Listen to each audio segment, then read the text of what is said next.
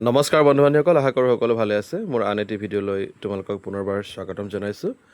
বন্ধু বান্ধৱীসকল, আজিৰ এই ক্লাছটোত মই ক্লাছ 9ৰ বিহাইভ কিতাপৰ এটা গুৰুত্বপূৰ্ণ কবিতা, আচলতে ইয়াক কবিতা ক'লে ভুল হ'ব, এটা বেলাড হয়, আৰু সেই বেলাডটোৰ নাম হৈছে a legend of the নৰ্থলেণ্ড।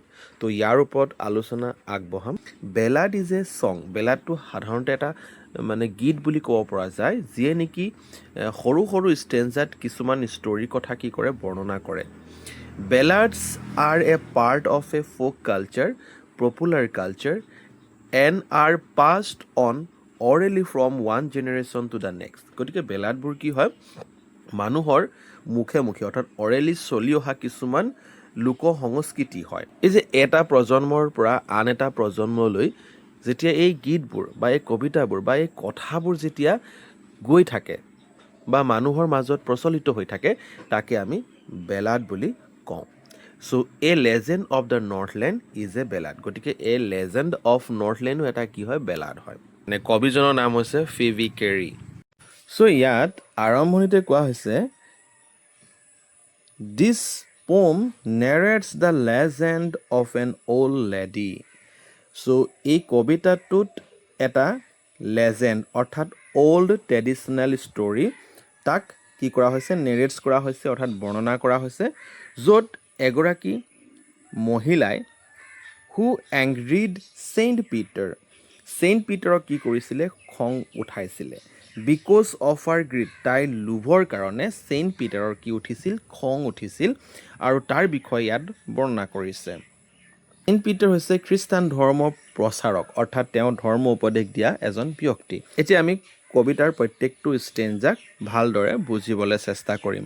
Away in the নৰ্থলেণ্ড, বহু দূৰত উত্তৰ দিশত থকা এখন ঠাই, where the hours of the day are few, য'ত নেকি দিনবোৰ খুব চুটি, and the nights are so' long in winter that they cannot sleep them through, আৰু তাত ৰাতিবোৰ ইমানেই দীঘল যে মানুহবোৰে শুইও শেষ কৰিব নোৱাৰে ৰাতি। ছেকেণ্ড ষ্টেঞ্জাটোত কি কোৱা হৈছে, where they harness the swift reindeer, য'ত তেওঁলোকে কি কৰে, ছুইফ্ট ৰেইনডিয়াৰ অৰ্থাৎ ছুইফ্ট মানে হৈছে তীব্ৰবেগী, বলগা হৰিণ বুলি কওঁ যে আমি, তাকে কোৱা হয় ৰেইনডিয়াৰ, য'ত তেওঁলোকে এই খুব তীব্ৰবেগী বলগা হৰিণবোৰক বান্ধি থয়। টু দ্য স্লেজ গাড়ীত বান্ধি থয়। হুৱেন ইট স্ন'জ, যেতিয়া বৰফ পৰে তেতিয়া বান্ধি থয়। And children look like bear's cub, আৰু তাত থকা ল'ৰা ছোৱালীবোৰক ভালুকৰ পোৱালি যেন লাগে বুলি কৈছে।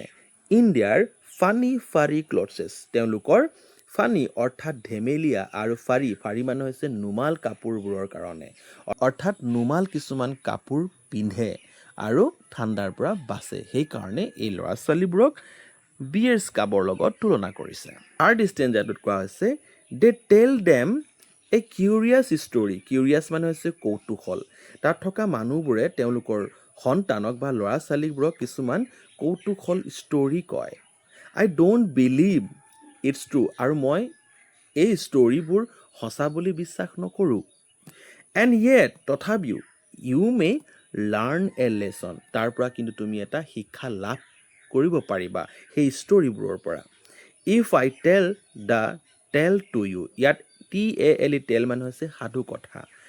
যদি ইফ আই টেল দ্য টেল টু ইউ, যদি মই সেই সাধু কথাখিনি তোমালোকক কওঁ, তোমালোকে নিশ্চয় তাৰ পৰা কিবা নহয় কিবা এটা জ্ঞান লাভ কৰিবা, সেই বুলি 3 নম্বৰ ষ্টেঞ্জাত ক'লে। তাৰপিছত চোৱা ইয়াত কি লিখা আছে, once when the good Saint Peter, ইতিমধ্যে মই ছেইণ্ট পিটাৰ মানে কৈছিলোঁ, ছেইণ্ট পিটাৰ হৈছে খ্ৰীষ্টান ধৰ্মৰ প্ৰচাৰক বা ধৰ্ম উপদেশ প্ৰদান কৰা ব্যক্তি।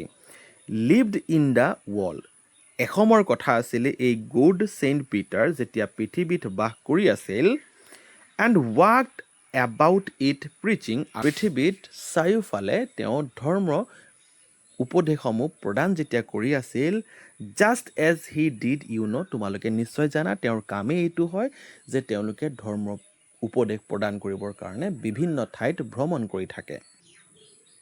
তাৰ পিছত লিখা হৈছে, he came to the door of a cottage, অৰ্থাৎ এই ছেইণ্ট পিটাৰ এটা সৰু ঘৰৰ দৰজাৰ কাষত থিয় হ'ল।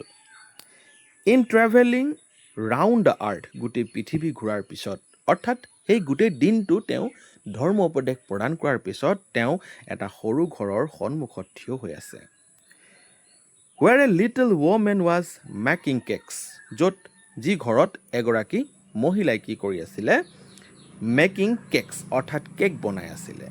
And baking them on the hearth, ইয়াত এটা হাৰ্টৰ অৰ্থ হৈছে জুইশাল, য'ত আমি কি কৰোঁ, বিস্কুট বা অন্যান্য কিছুমান মিঠাইসমূহ আমি বনাবলৈ সেই ভাটিক আমি ব্যৱহাৰ কৰোঁ, তাকে কোৱা হয় হাৰ্ট, বা আমি অসমীয়াত তাক জুইশাল বুলি ক'লেও বেয়া নহ'ব।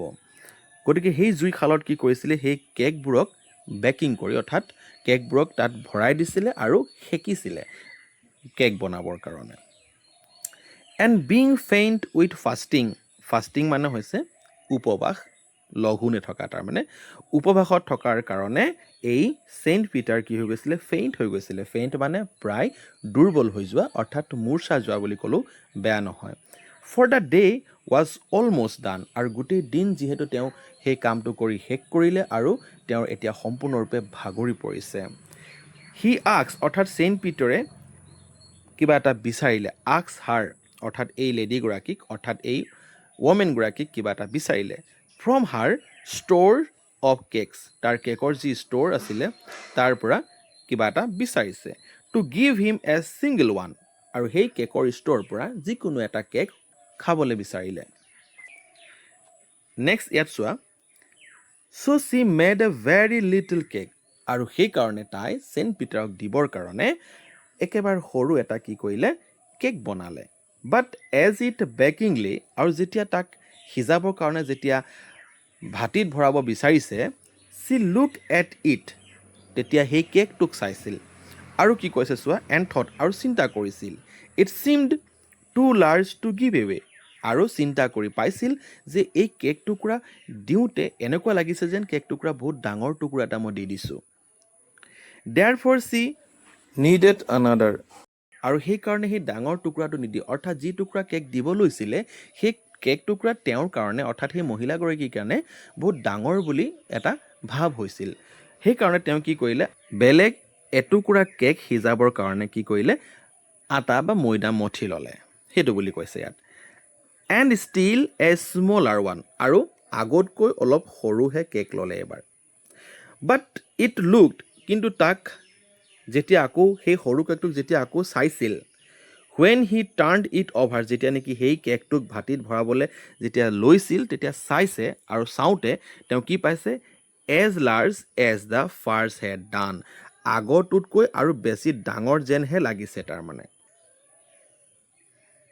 Then he took a tiny scrap of dough, তাৰমানে এইবাৰ কি কৰিলে, সি সৰু মৰু আটাৰ এটা গোল ল'লে, তাৰমানে এটা সৰু মৰু কি কৰিছে, এটা টুকুৰা লৈছে, আটাৰ টুকুৰা হ'ব পাৰে, ময়দাৰ টুকুৰা হ'ব পাৰে, বা অন্যান্য টুকুৰা হ'ব পাৰে যি নেকি কেক বনাবৰ কাৰণে ব্যৱহাৰ কৰে, তেনেকুৱা এটা গোল মানে আটাৰ লাডু ল'লে বুলি আমি ক'ব লাগিব। তাৰপিছত কি কৰিলে, এণ্ড ৰোল ইট ফ্লেট, আৰু সেই লাডুটো কি কৰিলে, বেলি বেলি বেলি এনেকুৱা ধৰণৰ চেপেটা বনাই ল'লে, একদম পাতলা চেপেটা বনাই ল'লে। And bake it thin as a wafer, একদম পাপৰৰ নিচিনা একেবাৰে পাতল কৰি পেলালে বুলি কৈছে। But she couldn't part with that, কিন্তু সেই পাপৰৰ নিচিনা পাতল কেকটোকো চেইণ্ট পিটাৰক দিবলৈ ইচ্ছা নকৰিলে। ফৰ চি, নেক্সট ষ্টেণ্ডটো চাবা, ফৰ চি ছেড, আৰু তাৰপিছত তাইক ক'লে, my cakes that seem too small when I eat of them myself, যেতিয়া মই এই কেকটোক নিজেই যেতিয়া খাবলৈ লওঁ তেতিয়া মোক বহুত সৰু যেন লাগে। Are yet too large to give away, আৰু যেতিয়া মই আনক দিবলৈ লওঁ তেতিয়া মোক বহুত ডাঙৰ যেন লাগে। নিশ্চয় ইয়াৰ পৰা আমি গম পাইছোঁ যে এই লেডিগৰাকী বা ৱমেনগৰাকী বহুত গ্ৰিডি হয়, অৰ্থাৎ লোভীয়া হয়। So' she put them on the shelf, আৰু তাই ইমানেই লোভীয়া হ'ল যে সেই কেক টুকুৰা নিদি সেই কেক টুকুৰাক নিজৰ যিটো চেল্ফ আছিলে, অৰ্থাৎ য'ত কেক সাজি থয় তাত ভৰাই থৈ দিলে।